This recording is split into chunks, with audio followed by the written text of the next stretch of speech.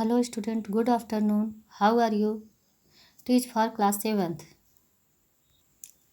Lesson 1 हम लोगों का कंप्लीट हुआ। अब हम लोग आते हैं लेसन 2 की तरफ पे वर्ड विचार। वर्ड विचार क्या है? वर्ड क्या है? वर्ड किसे कहते हैं? वर्ड भाषा की सबसे छोटी इकाई है। इसे हम अक्षर भी कहते हैं। मुख से बोलते समय बहुत सी छोटी छोटी ध्वनियाँ समूह के रूप में निकलती हैं, इन्हें हम वर्ड कहते हैं। वर्ड के पुनः टुकड़े नहीं किए जा सकते हैं। भाषा के प्रत्येक शब्द का निर्माण वर्ड से ही होता है। वर्णमाला। वर्डों के व्यवस्थित तथा क्रमिक समूह को वर्णमाला कहते हैं। वर्णमाला का शाब्दिक अर्थ है वर्ण प्लस माला, अर्थात वर्डों की पंक्ति या लड़ी।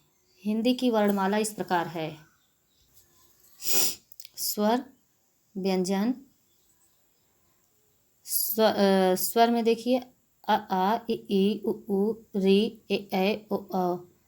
इस प्रकार से हमारे 11 स्वर हुए। व्यंजन क ख ग घ अंग च छ ज झ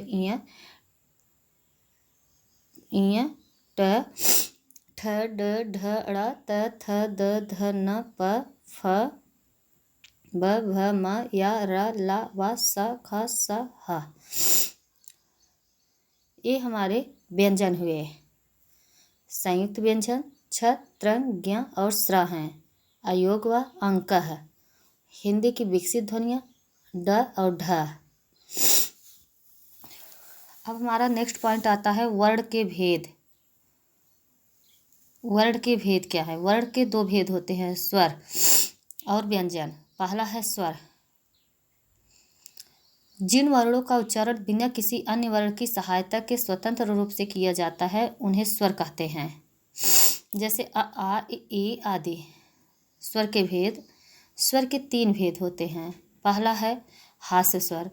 जिन स्वरों के उच्चारण में कम समय लगता है, अर्थात एक मात्रा का समय लगता है, उन्हें हास्य स्वर कहते हैं। जैसे अ ई उ तथा री, ये 4 होते हैं। दीर्घ स्वर। जिन स्वरों के उच्चारण में हास्य स्वरों से दुगना समय लगता है उन्हें दीर्घ स्वर कहते हैं। इन्हें द्विमात्रिक वर्ण भी कहा जाता है। इनकी संख्या 7 होती है। आ ई उ ए ऐ तथा ओ औ। प्लित स्वर। जिन स्वरों के उच्चारण में हास्य स्वरों से 3 गुना समय लगता है उन्हें प्लित स्वर कहा जाता है। हिंदी में प्लित स्वरों का प्रयोग नहीं होता है। जैसे ओम। नंबर 2 है हमारा व्यंजन। तो जिन ध्वनियों के उच्चारण में स्वरों की सहायता की आवश्यकता होती है, अर्थात जिनका उच्चारण स्वतंत्र रूप से नहीं होता है, उन्हें व्यंजन कहते हैं। जैसे क ख ग घ आदि। व्यंजन के भेद। व्यंजन के भेद 2 आधारों पर किया जाता है। पहला है स्पर्श के आधार पर। स्पर्श के आधार पर व्यंजन के 3 भेद होते हैं। पहला स्पर्श व्यंजन।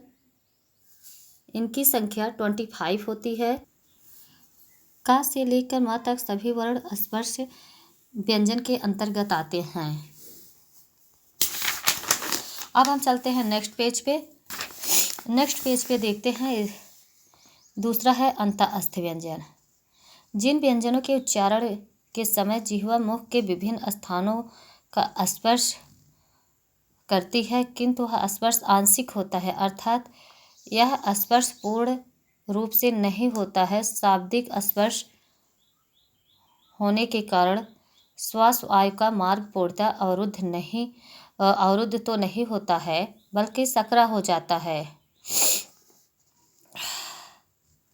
हम कह सकते हैं कि ये वर्ण स्वर और व्यंजन वर्णों के बीच की कड़ी है, इसीलिए इन्हें अंतःस्थ व्यंजन कहा जाता है। इस संख्या में 4 होते हैं, या र ला व।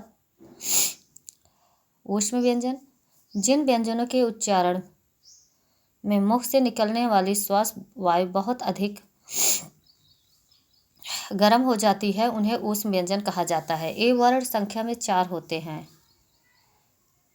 स ख स ह।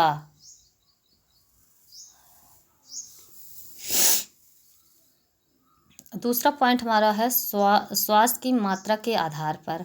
पहला है अल्प प्राण। अब हम जानेंगे अल्प प्राण क्या होता है।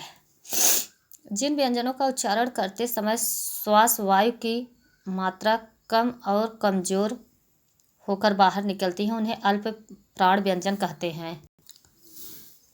प्रत्येक वर्ग के पहला, तीसरा और पांचवा अक्षर अल्प प्राण होता है। जैसे क, ग, अंग, च, ज, य, ट, ड, ड़। इसी प्रकार से हर वर्ग का पहला, तीसरा और पांचवा वर्ण जो होता है अल्प प्राण होता है। अब हम आते हैं महाप्राण। महाप्राण किसे कहते हैं? जिन व्यंजनों का उच्चारण करते समय श्वास वायु की मात्रा अधिक वेग से मुख से बाहर निकलती है उन्हें महाप्राण व्यंजन कहते हैं। प्रत्येक